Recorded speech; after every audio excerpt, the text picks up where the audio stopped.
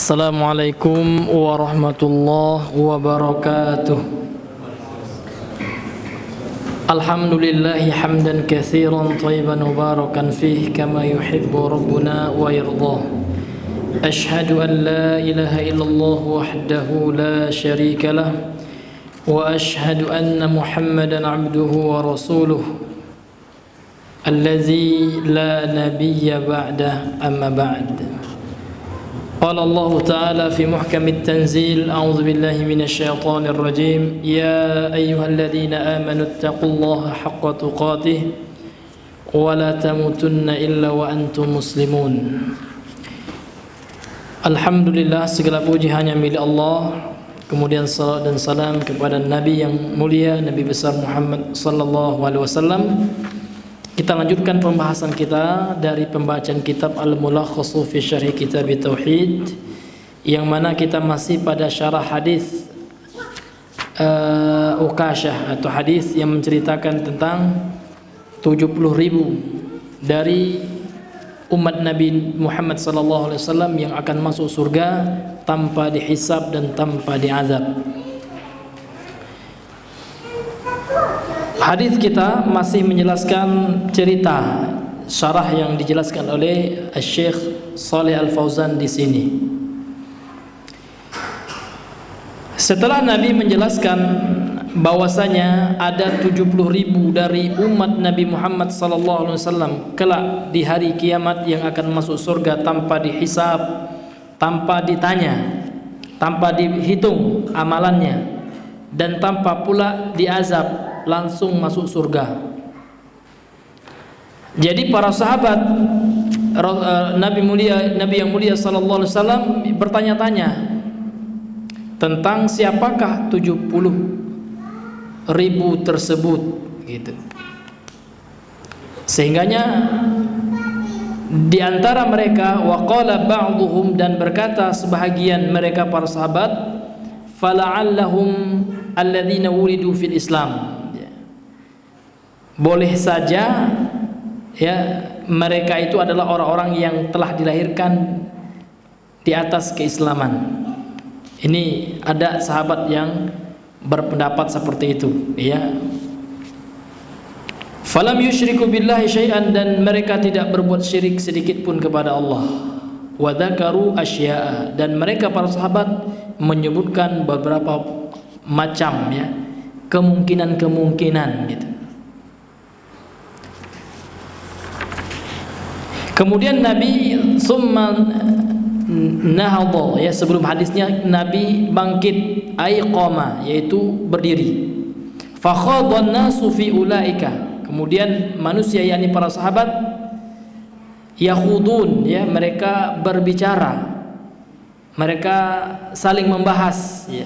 Ai tabahatsal hadiruna wa ikhtalafu fi haula'i sab'ina bi ayyi amalin nalu hadhihi darajah, yaitu mereka saling membahas, ya, orang-orang yang hadir, para sahabat yang hadir ketika mendengarkan hadis itu, mereka saling membahas, wakhtalafu, dan mereka berbeda pendapat, ikhtilaf tentang 70.000 mereka yang mendapatkan masuk surga tanpa dihisab dan tanpa diazab tersebut. Bi ayyi amalin nalu hadhihi darajah, amalan apakah yang mereka lakukan sehingga mereka memperoleh derajat ini, ya.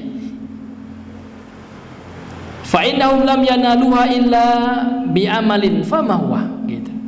Maka mereka tidaklah memperoleh masuk surga tanpa dihisab dan tanpa diazab kecuali dengan amal, gitu.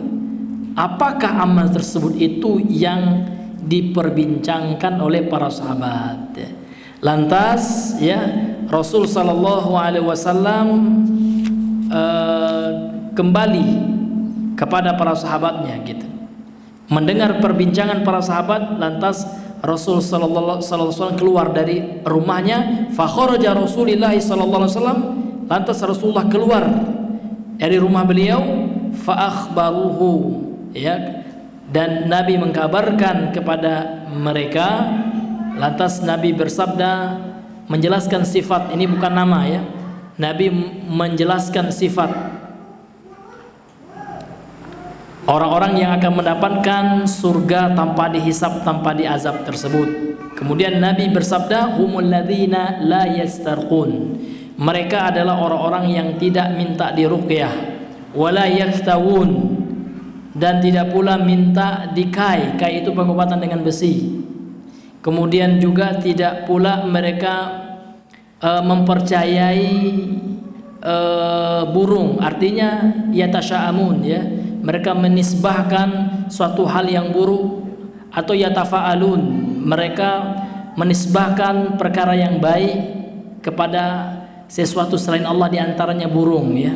Karena diantara keyakinan orang-orang Arab jahiliyah dahulu, mereka meyakini akan kalau seandainya burung bersiul, ya, ini ada tanda-tanda yang mereka yakini akan memiliki dampak tersendiri, ya, seperti yang kita yang sebagian masyarakat kita yakini juga, ya, sesuatu yang disandarkan kepada selain Allah yang berupa keberuntungan dan kesialan, ini termasuk tatayur. Misalkan, ya, kalau kita di kampung, ya, keyakinan sebagian dari penduduk kampung, kalau kita berjalan di sawah atau di mana, ya, ternyata ada ular yang melintas, ini pertanda sial, katanya.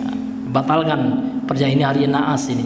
Nanti kalau kita lanjutkan perjalanan, maka ini akan menimbulkan nasib sial atau mendatangkan kesialan bagi pelakunya. Ini masuk tatayur. Jadi dalam hadis ini, ya, tidak mengharamkan ruqyah secara mutlak, ya. Namun ada keutamaan orang yang tidak minta di ruqyah. Sehingga kita dapati para sahabat, ya, mereka meruqyah itu, hadirin yang dimuliakan oleh Allah Subhanahu wa taala, adalah dalam kasus-kasus tertentu. Misalkan ada mereka yang tersengat, ya. Mereka meruqyah. Maka tidak kita dapati ada sahabat itu yang ahlur ruqyah. Enggak ada. Namun sahabat itu ada yang ahli tafsir, ada yang ahli hadis. Tapi kalau ahlur ruqyah enggak ada, Pak. Karena ada keutamaan orang yang tidak mau diruqyah, tidak minta dia diruqyah. Rasul hanya, ya, mengajarkan mereka bacaan ruqyah supaya mereka meruqyah diri sendiri, gitu. Bukan ruqyah massal. Karena memang ada juga gerakan ruqyah sekarang, ya. Iya, bagus, ruqyah itu bagus. Namun kalau seandainya sudah dijadikan profesi, ini yang jadi masalah. Sehingga mereka melakukan ruqyah bid'ah, seperti ruqyah berjamaah, kemudian meruqyah wanita yang bukan mahram. Ada, meskipun pakai kaos tangan, Pak, tetap tidak boleh disentuh, gitu. Nah, kan pakai tipu muslihat juga terkadang, ya, pakai kaos tangan, gitu. Iya, dan terkadang dukun sekarang juga mengaku ahli ruqyah, namun dia ternyata dukun. Dia menebak nasib orang, ditebak tangan orang dengan jin, ya. Iya, dia terkadang pakai dalil-dalil juga nih, ya. Namun ternyata ustadz, namun terkontaminasi dengan perangai dukun. Ada juga. Iya, kemudian sudah dimodifikasi, Pak, ruqyahnya. Saya pernah lihat ruqyah, ada teman yang memperlihatkan juga, dia penampilannya ustadz, jenggot juga, cingkrangan juga. Tapi dalam ruqyah bismillahirrahmanirrahim dibacakannya ayat, Pak. Jadilah pedang, katanya. Jadi disembelihnya orangnya itu, ini seolah-olah dia menyembelih jin yang ada. Nggak ada itu. Ya, baca ruqyah itu bacaan, bukan perbuatan, gitu. Ya, masa menyembelih, gitu, ya. Jadi seolah-olah dia membayangkan tangannya ini berubah menjadi pedang, gitu kan. Ya, ada juga yang seperti itu. Ini luar biasa. Jadi ruqyah itu cukuplah yang diajarkan oleh Rasul sallallahu alaihi wasallam, kita bacakan aja. Dan ruqyah itu tidak identik dengan jin, gitu. Karena para sahabat ternyata meruqyah sedangkan mereka tersengat binatang berbisa. Iya. Bahkan para ulama ada yang sakit dibacakan Al-Fatihah, ya. Bertabaruk dengan ayat suci Al-Qur'an itu boleh. Bertawassul dengan bacaan Al-Qur'an itu boleh.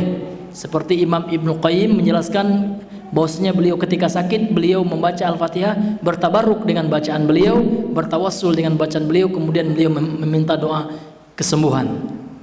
Dengan membaca doa-doa kesembuhan, Allahumma yashfini, ya, ishfi anta syafi, la shifaan illa shifauka, gitu. syifaan la yughadiru saqama. Kan banyak redaksi hadis yang menyebutkan ini termasuk ruqyah, karena ruqyah itu di dalamnya ada doa gitu ya. Doa meminta kepada Allah gitu. Kemudian Syekh Shalih Al Fauzan di sini hadirin yang dimuliakan oleh Allah, fa akhbaruhu, lantas Nabi mengkabarkan kepada para sahabatnya tentang ciri-ciri orang yang akan mendapatkan surga tanpa dihisab dan tanpa diazab. Lin nabi ay dzakaru lin nabi ikhtilafahum ya. Kemudian mereka menyebutkan kepada Nabi perselisihan mereka fil muradi, ya di dalam maksud siapa mereka yang 70.000 yang akan masuk surga tanpa hisab dan azab itu. Jadi para sahabat menyebutkan, ada yang mengatakan ini itu seperti yang telah kita jelaskan tadi. Lantas Nabi menjelaskan, meluruskan para sahabat yang akan mendapatkan surga tanpa hisab dan tanpa azab itu adalah humul ladzina la yastarqun. La yastarqun la yatlubuna man yarqihim. Maka Syekh Shalih Al Fauzan di sini mengatakan yang dimaksud dengan mereka tidak meminta di ruqyah, la yatlubuna, mereka tidak meminta man yarqihim, orang yang akan meruqyah mereka, istighnaan 'anin nas ya, dan mereka merasa ya tidak butuh ya terhadap pertolongan manusia. Artinya ini menunjukkan kamalul tawakkal ya, kamalut tawakkul ya, kesempurnaan tawakalnya mereka ya, sehingga mereka tidak meminta orang meruqyahnya gitu. Ini beda kasusnya kalau dia diruqyah, dia nggak minta apa, namun karena temannya ini adalah ahli ruqyah ya langsung diruqyahnya dia. Nah, ini tidak termasuk yastarqun ini ya, tidak termasuk meminta ruqyah. Kemudian mereka juga tidak meminta kai, la yas'aluna ghairahum ayyakwiyahum binar, mereka tidak meminta selain mereka untuk mengobati mereka dengan besi yang sudah dipanaskan dengan api ya. Ini adalah metode pengobatan Arab kuno. Bahkan orang-orang selain Arab, orang Somalia, orang Afrika, ada teman kami dahulu, saya pernah melihat itu Pak. Jadi dia itu badannya katanya sakit-sakit gitu ya, fi alam di alam fi zahri gitu, ada sakit di punggungnya ya. Jadi dimintanya temannya mengkainya gitu ya, dibakarnya sendok ya, lah panas sendok itu Pak, dilengketkannya ke badannya sakit, iya gosong lah badannya gitu. Ya ditahannya Pak, dia gigit ini, saya lihat dia gigit apa namanya itu, gigit kain gitu, gigit, dan temannya yang ini kan gitu kan, yang menempelkan besi yang sudah merah sendok yang dibakarnya. Kemudian cepat Pak ya, cepat habis itu ditangani ya, dipadamkannya langsung gitu ya, ada apa namanya itu, dikasihnya apa gitu kayak minyak gitu, habis ditempelkan besi panas itu yes, dengan sendok tuh Pak ya. Seingat saya itu dia mengkai dirinya dengan sendok gitu. Nah ini, maka kai ini hukum asalnya makruh gitu, hukum asalnya makruh ya. Adapun ruqyah hukum asalnya boleh Pak, selama tidak ada unsur kesyirikan, karena Rasulullah bersabda dalam hadis Sahih Muslim, la ba'sa fi ruqa illam takun syirkan ya, tidak ada masalah, la ba's ya, tidak masalah. Jadi hukum asalnya boleh, namun syaratnya tidak mengandung unsur kesyirikan ya. Namun kalau orang tidak diruqyah, nah ini ada keutamaannya, dia tidak mau diruqyah meskipun ruqyah syariah dalam rangka untuk bertawakal kepada Allah Subhanahu wa taala, insyaallah dia akan mendapatkan bahagian dari masuk surga tanpa dihisab dan tanpa diazab. Wala yatatayyarun, kemudian mereka juga tidak tatayur, ay la yatasha'amuna bituyuri wa nahwiha, mereka tidak ya menyandarkan kesialan gitu ya, pesimis lah istilah kita, tasya'am itu pesimis ya, mereka tidak pesimis menyandarkan kesialan kepada burung dan yang semisalnya, atau keberuntungan. Ini juga termasuk ya, karena segala sesuatu bentuk mitos ini hukum asalnya adalah syirik kecil. Kalau seseorang itu meyakini hanya sebagai tanda dan sebab saja syirik kecil. Contoh, ya, ada orang lagi asik minum makan, ya, ternyata kepalanya ya tertetesi oleh berak cicak. Nah, maka dia mengatakan, ini sial ini, ya. Kalau dia meyakini itu hanya alamat saja, tanda sial saja, ini syirik kecil. Namun kalau dia meyakini tidak, memang tai cicak itu sendiri yang mendatangkan kemudaratan. Memang ini bahaya tai cicak ini. Ini sumber petaka ini. Tai cicak itu sendiri yang mendatangkan.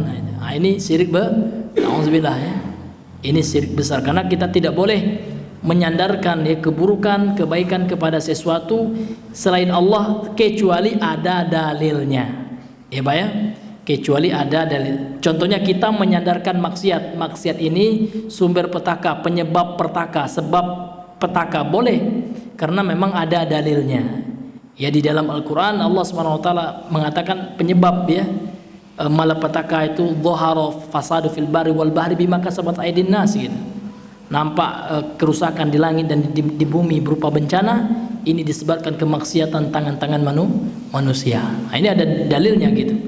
Jadi kita sadar sebab itu sebab, ya, sebab yang syar'i itu, sebab yang ada dalil syar'inya, atau sebab yang bisa dibuktikan secara ilmiah.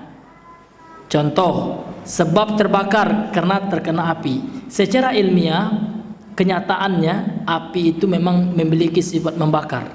Ya, namun Allah yang menciptakan sifat itu. Namun dia ada sebab, ini namanya sebab kauniyah, gitu. Memang bisa dibuktikan secara ilmiah. Bodrek misalkan, dengan penelitian para ahli apoteker, gitu, ya, para ahli farmasi, ahli obat, ya, ya, secara ilmiah mereka telah membuktikannya dengan penelitian mereka, biasanya dengan kelinci atau tikus percobaan itu obat-obat, ya.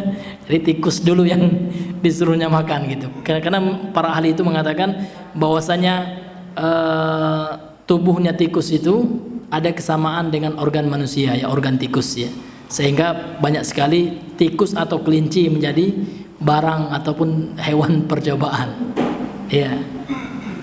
Jadi orang-orang kedokteran itu enggak sembarangan, Pak. Ya, tidak seperti dukun, ya. Nah, kalau dukun enggak ilmiah, gitu. Kalau dokter itu ilmiah. Dan tidak juga syariah dukun itu, karena menyelisih dalil-dalil Al-Quran dan Sunnah, gitu. Maka di dalam Islam itu sebab itu ada dua saja. Sebab syariah, sebab sesuatu itu seperti ini, seperti itu, apa sebabnya? Sebabnya yang ada dalil, ini namanya sebab syariah. Contoh sebab kesembuhan, secara dalil salah satu sebab kesembuhan adalah Al-Quran. Dibacakan Al-Quran itu obat, ya, tidak hanya obat hati, obat rohani, namun Al-Quran juga bisa menjadi obat, ya, fisik dengan kita membaca doa, gitu, dan bertabaruk dengan ayat Al-Quran. Tabaruk itu artinya mencari berkah, boleh, karena Al-Quran sumber keberkahan. Kemudian ada sebab kauniyah namanya, sebab yang bisa dibuktikan dengan dalil, penelitian dan fakta kehidupan, gitu.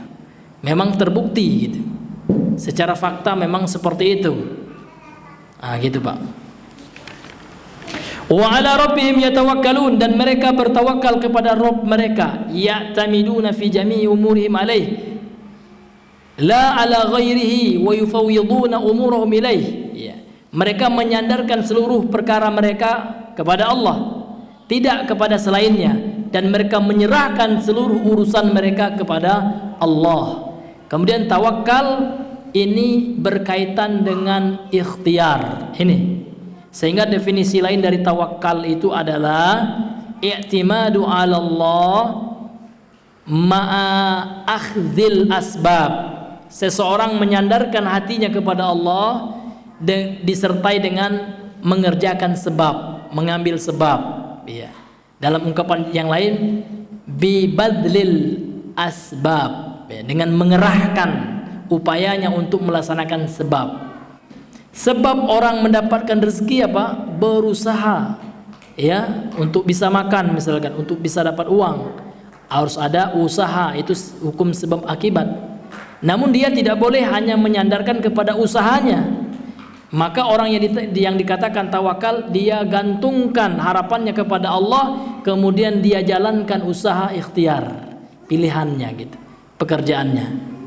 Sehingganya Umar ibn Khattab radhiyallahu an, ketika beliau melihat orang yang tidak malas ya, yang tidak mau berusaha, ini asarnya sahih ya, kemudian dia hanya berdoa gitu. Maka Umar bin Khattab mengatakan, apa yang kau lakukan? Orang ini mengatakan, sesungguhnya saya bertawakal kepada Allah. Itu bukan tawakal, itu pasrah namanya katanya. Yang tawakal itu engkau berdoa kepada Allah, kemudian dikasihnya kapak, kemudian cari kayu ya, engkau cari kayu bakar, engkau jual. Itu yang tawakal itu. Dalam riwayat yang lain ya, beliau melihat ada seseorang yang meletakkan saja ontanya begitu saja. Kemudian beliau tanya, apa yang kau lakukan kepada ontamu? Saya tawakal kepada Allah. Itu bukan tawakal, kata beliau. Yang tawakal itu adalah engkau ikat ontamu, kemudian engkau berharap supaya Allah menjaga ontamu. Baru tawakal itu, Pak ya. Kalau enggak itu pasrah ya.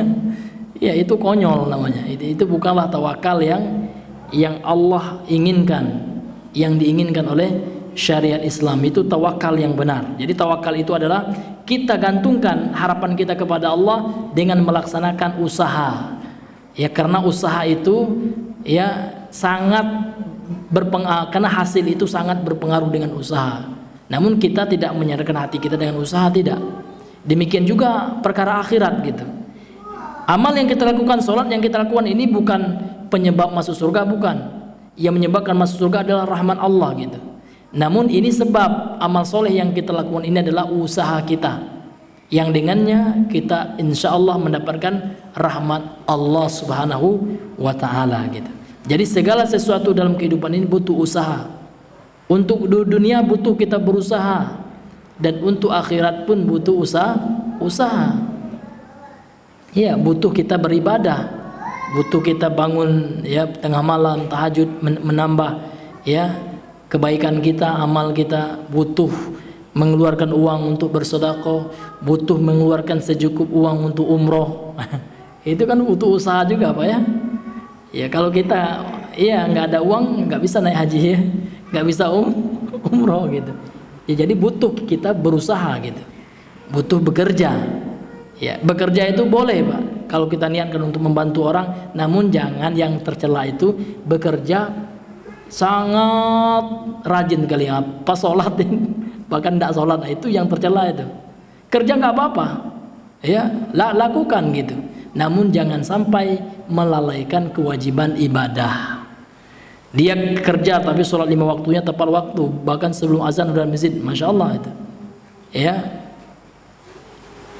Makanya dipuji oleh Allah Subhanahu wa taala, rijalun la tulhihim ya tijaratun an dzikrillah, laki-laki yang tidak dilalaikan dengan perniagaan mereka dari mengingat Allah Subhanahu wa taala. Ini.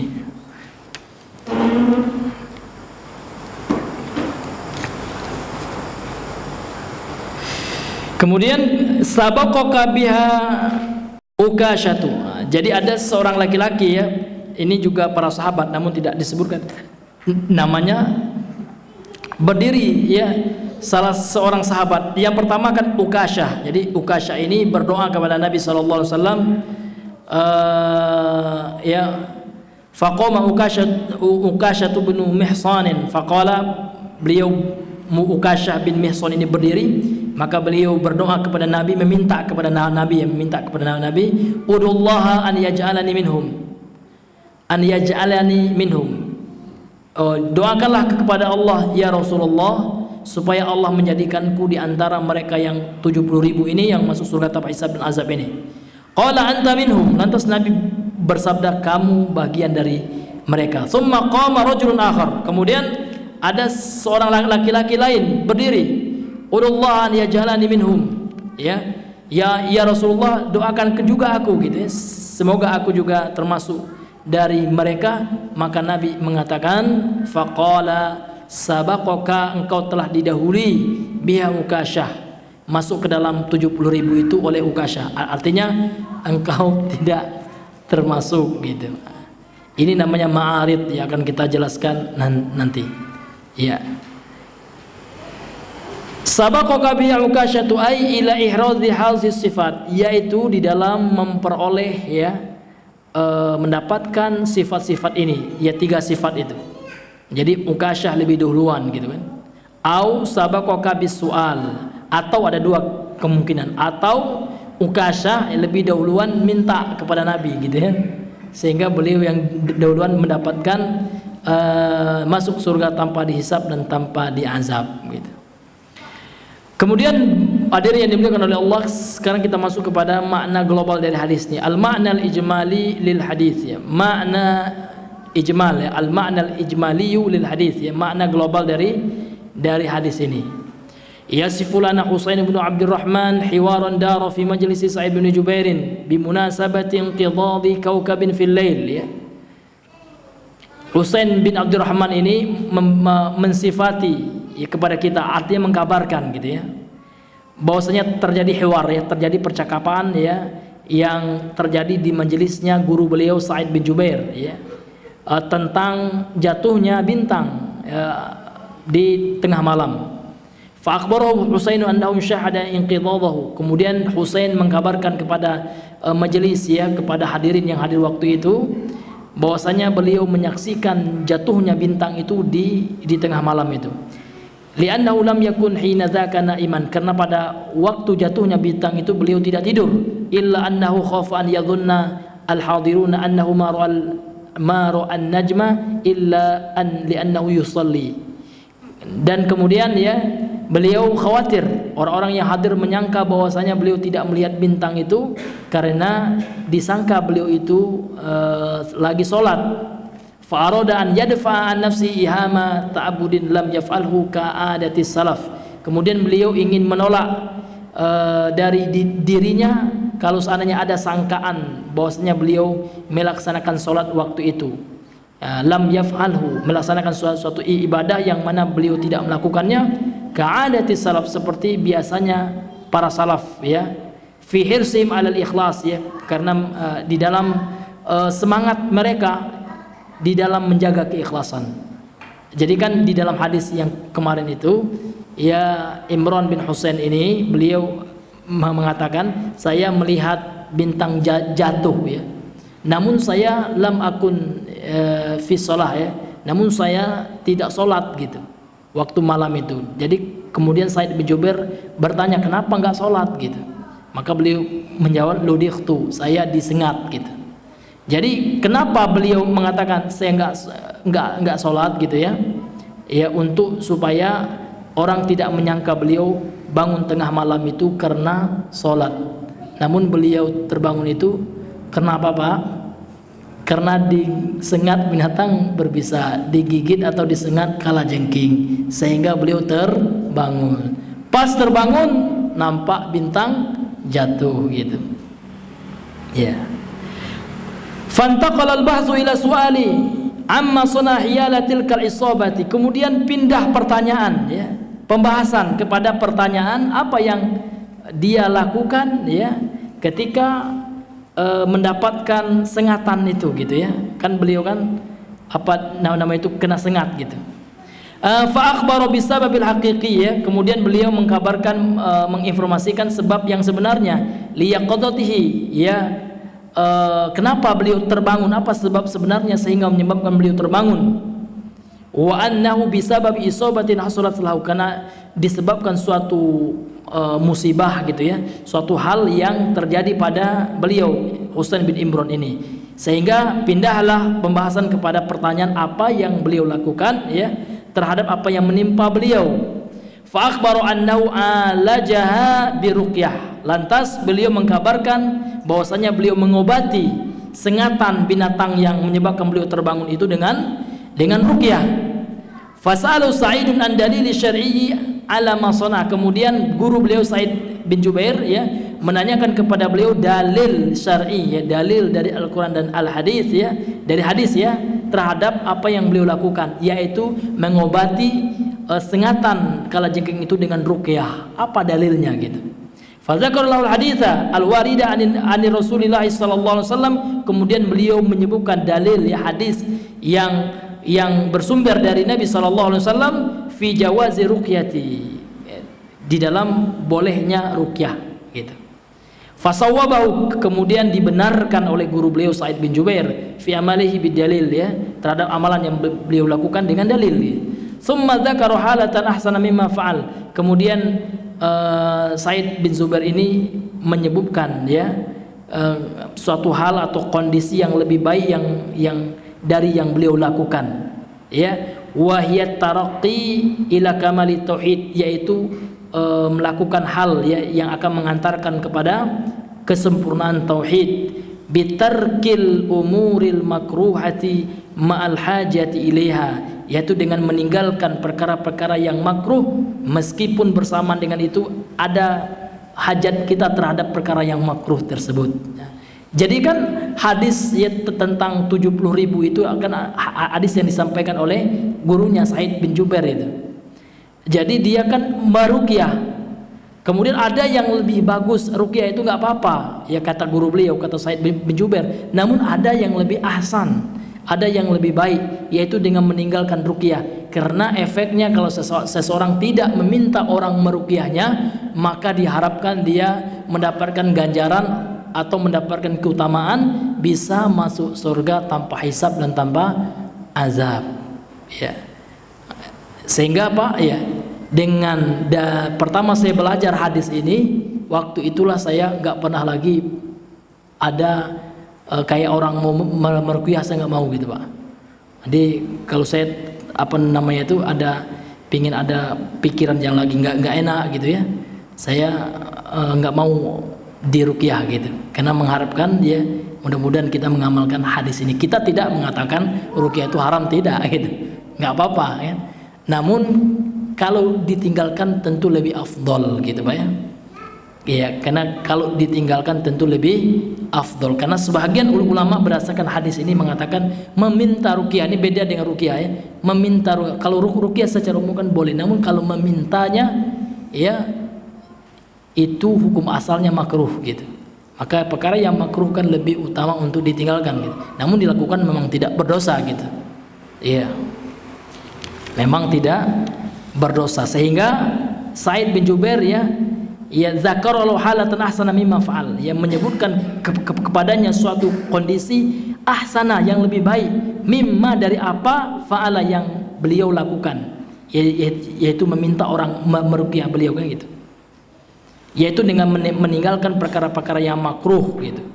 Tawakkulan 'ala Allah, dalam bentuk inilah bentuk dengan bentuk bertawakal, berserah diri kepada Allah, kahalati sab'ina alfil ladzina yadkhuluna jannata bila hisab wal adab, ya, seperti kondisi orang-orang yang 70.000 orang yang akan masuk ke dalam surga tanpa dihisab dan tanpa pula diazab. Haitsu wasafahum ar-rasul sallallahu alaihi wasallam, ketika Rasulullah mensifati mereka bi annahum yatrukuna ruqyata, ya, karena, ya, mereka itu meninggalkan ruqyah, artinya tidak meminta ruqyah, mereka meninggalkan minta ruqyah gitu.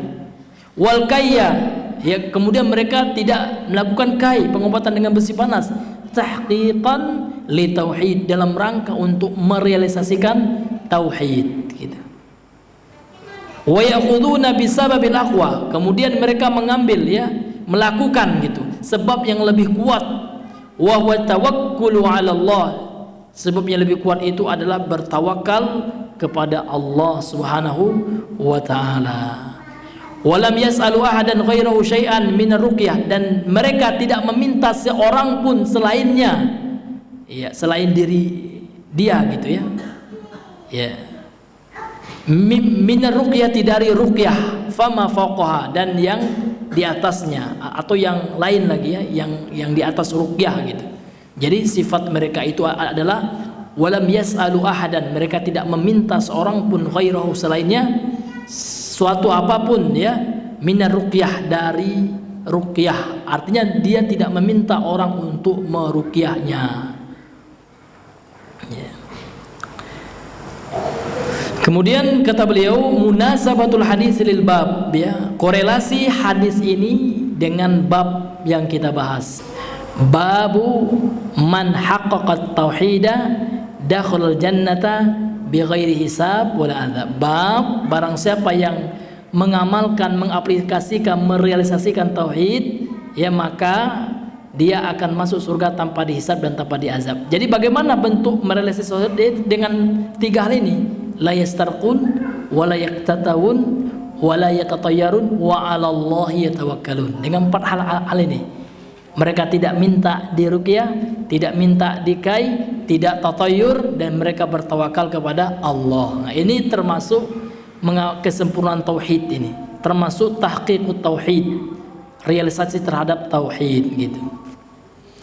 Anna fi syai'an min babi makna min bayani makna tahqiqit tauhid, ya. Di mana korelasi hadis tentang masalah 70.000 orang yang masuk surga ini tanpa diazab dan tanpa diazab ini, anna fi sesungguhnya di dalamnya, yaitu di dalam hadis ini, syai'an ada sesuatu, ya, ada perkara, membayani dari penjelasan makna tahqiqit tauhid, makna perealisasian tauhid, wa thawabi dzalika, dan ganjarannya gitu, ganjaran dari merealisasikan hal itu indallahi ta'ala, di sisi Allah Subhanahu wa taala gitu. Jadi di dalam hadis ini, ya, ada penjelasan bagaimana seseorang itu merealisasikan atau mempraktekkan tauhid dalam kehidupannya. Bagaimana Pak? Ya dengan empat itu. Apa ya? La yastarqun, tidak minta diruqyah, tidak berobat dengan besi panas, tidak bertatoyur, ya. Ya. Ada apa namanya Pak? Kupu-kupu datang. Ya. Ini pertanda ada tamu baru ini. Oh pas datang tamu, kan gitu ya. Ya, kalau orang kuat tauhidnya, enggak, itu bisa penghalang kita masuk surga tanpa azab dan tanpa, ya, boleh jadi diazab dulu kan gitu. Makanya itu termasuk tahayul, ya, atau bahasa kita tahayul, khurafat. Ya makanya khurafat itu hal yang mesti kita perangi Pak. Karena khurafat itu ada warisan dari keyakinan nenek moyang kita sebelum Islam. Seperti khurafat keyakinan orang Hindu, banyak sekali khurafatnya itu. Ya kan? Luar biasa Pak. Ya. Jadi setiap kesialan, setiap kemujuran, ya, tidak boleh kita sandarkan kepada Allah, kecuali yang pertama ada dalil syar'inya, ada hadisnya, ada Al-Qur'annya gitu. Kemudian yang kedua, kesialan itu yang kita sandarkan, ya, terjadinya suatu hal yang sial kalau ada pembuktian secara ilmiah. Misalkan, ya, seseorang mengatakan apa itu perkara yang ilmiah apa namanya itu, jangan minum ini dengan ini, misalkan, karena ini akan menyebabkan sakit. Rupanya ini terbukti gitu, ya. Jangan minum ayo makan durian misalnya, habis itu minum sprite, ya, itu bisa menemukan itu bukan takhayul lah, ya, bukan tahayul itu, karena memang itu bisa dibuktikan secara ilmiah. Nah, itu bukan nih Pak, ya. Iya. Namun kalau ada orang yang bilang anak gadis kalau nyapu malam itu tidak dapat jodoh, itu langsung Pak, ya tidak ragu lah, ini tahayul ini. Ini harus kita jauhkan keyakinan yang seperti itu. Kemudian mayustafadu minal hadis, apa pelajaran yang bisa kita ambil dari hadis tadi? Yang pertama, fadilatus salaf, keutamaan para salaf, ulama-ulama salafus saleh terdahulu. Bagaimana keutamaan mereka itu? Wa anna ma yarawnahu minal ayati samawiyyati la yu'addunahu adatan. Sesungguhnya mereka, apa yang mereka saksikan dari tanda-tanda kebesaran Allah seperti langit, ya, seperti bintang jatuh gitu, ya, kemudian terjadi gerhana, kemudian terjadi gempa, ya, mereka tidak menganggap itu hal yang biasa. Lah itu kan cuman apa namanya itu, cuman gejala alam saja, seperti orang ateis, ya. Ya, jangan disangkut-sangkutkan dengan agama gitu. Jangan disangkut-sangkut dengan Tuhan katanya. Itu gobloknya mereka, ya. Itu orang yang paling pandir yang ngomong seperti itu. Salaf dulu enggak. Setiap kejadian alam itu selalu mereka kaitkan dengan kebesaran Allah. Ini adalah ayat min ayatillah. Ini adalah tanda-tanda kebesaran Allah Subhanahu wa taala. Iya. Inna fi ikhtilafil laili wan nahar la ayatin liulil albab. Ya, sesungguhnya pergantian siang dan malam gitu. Itu ada tanda-tanda kebesaran Allah bagi orang-orang yang memiliki pemikiran yang bagus gitu. Jadi semuanya ada, Pak. Seperti gempa bumi itu ada tanda-tanda kebesaran Allah. Bahkan petir saja, ar-ra'du ya. Ya, itu mereka sedang bertasbih itu ya, dalam rangka memuji Allah gitu. Itu bentuk zikir, bentuk tasbihnya petir gitu, Pak. Iya. Orang yang beriman selalu mengkaitkan kepada Allah Subhanahu wa taala. Kalau orang ateis enggak ya, dikit-dikit Tuhan, kalian ini mabuk agama kan. Nauzubillah, luar biasa Pak ya. Ungkapan-ungkapan orang-orang ateis komunis pada hari ini.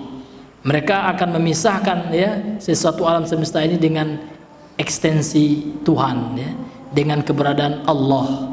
Karena mereka orang yang bodoh sebenarnya Pak ya. Mana mungkin ada alam semesta ini kalau nggak ada penciptanya, ya kan? Karena orang ateis kan keyakinan nggak ada sesuatu itu kan bisa terjadi bin salah bin gitu ya, natural saja, ya ada begitu saja kata mereka.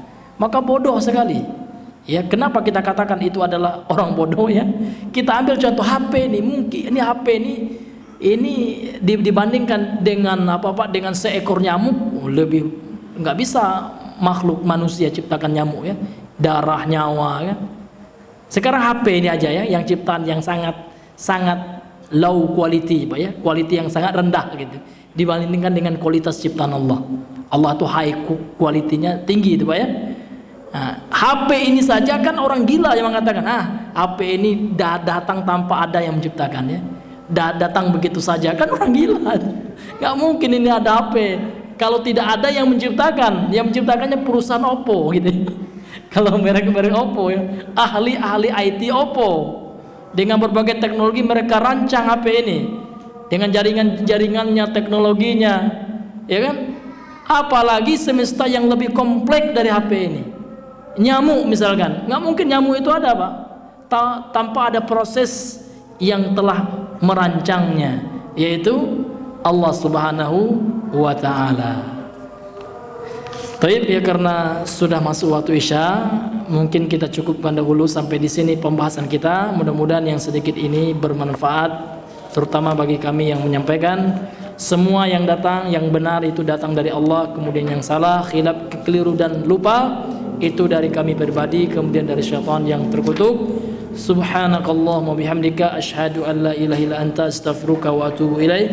Assalamualaikum warahmatullahi wabarakatuh.